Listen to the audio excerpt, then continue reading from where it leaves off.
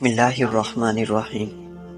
معزز سامعین و ناظرین، السلام علیکم ورحمۃ اللہ وبرکاتہ۔ سب سے پہلے میرے ساتھ مل کے حضور نبی کریم صلی اللہ علیہ وآلہ وسلم بارگاہ ناز میں درود شریف کا نذرانہ پیش کریں۔ اللہم صلی علی سیدنا و مولانا محمد وعلی آل سیدنا و مولانا محمد وبارک وسلم وصلی علیہ۔ سامعین و ناظرین، آپ سن رہے ہیں پاک مسلم وائس۔ آج کا ہمارا موضوع ہے حضور نبی کریم صلی اللہ علیہ وآلہ وسلم کا معجزہ مردوں کا زندہ ہو جانا۔ اگر آپ ہمارے چینل پر نئے ہیں، مزید اسلامی واقعات سننے کے لیے ہمارے چینل کو سبسکرائب کر لیں۔ سامعین محترم، طبرانی اور ابو نعیم اور ابن مندہ نے نعمان بن بشیر سے روایت کی ہے کہ زید بن خارجہ رضی اللہ عنہ کی نعش مرنے کے بعد گھر میں رکھی تھی۔ نعش پر ایک چادر پڑی ہوئی تھی، آس پاس عورتیں رو رہی تھیں۔ یہ مغرب اور عشاء کے درمیان کا وقت تھا۔ اچانک زید بن خارجہ نے کہا کہ نوحہ مت کرو، چپ رہو۔ یہ سن کر ان کے منہ سے کپڑا ہٹایا گیا تو انہوں نے کہا، محمد الرسول اللہ الامیین و خاتم النبیین فی الکتاب الاول۔ پھر زید نے کہا، صدقہ صدقہ۔ اس کے بعد زید نے ابو بکر رضی اللہ عنہ عمر فار کی اور پھر یہ کلمہ کہا، السلام علیکہ یا رسول اللہ ورحمۃ اللہ وبرکاتہ۔ یہ کلمہ کہتے ہیں، پھر جیسے لیٹتے ہیں اسی طرح لیٹ گئے۔ آپ صلی اللہ علیہ وآلہ وسلم کی امت کے ایک شخص نے مرنے کے بعد آپ صلی اللہ علیہ وآلہ وسلم کی رسالت اور آپ صلی اللہ علیہ وآلہ وسلم کے خلفاء کی خلافت کی گواہی دی، اس لیے یہ بالواسطہ آپ صلی اللہ علیہ وآلہ وسلم کا ہی معجزہ ہے۔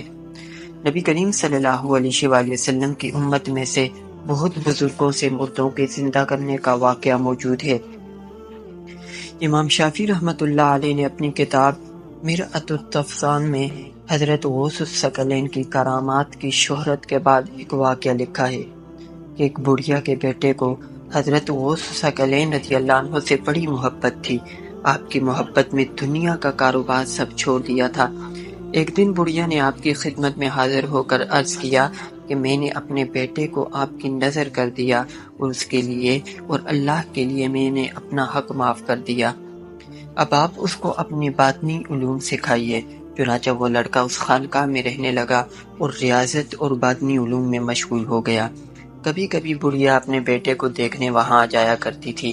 ایک دن آئی تو دیکھا کہ اس کا بیٹا چنے چبا رہا ہے اور نہایت دبلا اور لاغر ہو گیا ہے۔ پھر غوث الثقلین کے پاس گئی تو دیکھا کہ آپ مرغی کا گوشت کھا رہے ہیں۔ بڑھیا نے عرض کیا کہ حضرت، آپ مرغی کا گوشت کھاتے ہیں اور میرے بیٹے کو چنے کھلاتے ہیں۔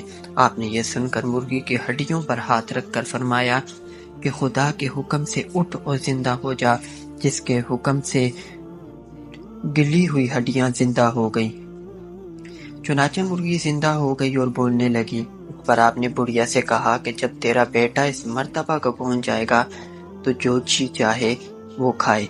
عیسائیوں نے مردوں کو زندہ کرنے پر فخر کیا کہ عیسیٰ علیہ السلام مردے جلایا کرتے تھے، بلکہ اس معجزہ کی بدولت نعوذ باللہ وہ حضرت عیسیٰ علیہ السلام کا خدائی کا درجہ دیتے تھے۔ حالانکہ اس طرح کے واقعات اور کرامات ہمارے پیغمبر صلی اللہ علیہ وآلہ وسلم کی امت کے بزرگوں سے بھی ثابت ہیں، اور جس پیغمبر کے امتیوں سے اس قسم کی کرامات کا ظہور ہو، اس پیغمبر کے مرتبہ کی بلندی کا کیا اندازہ ہو سکتا ہے۔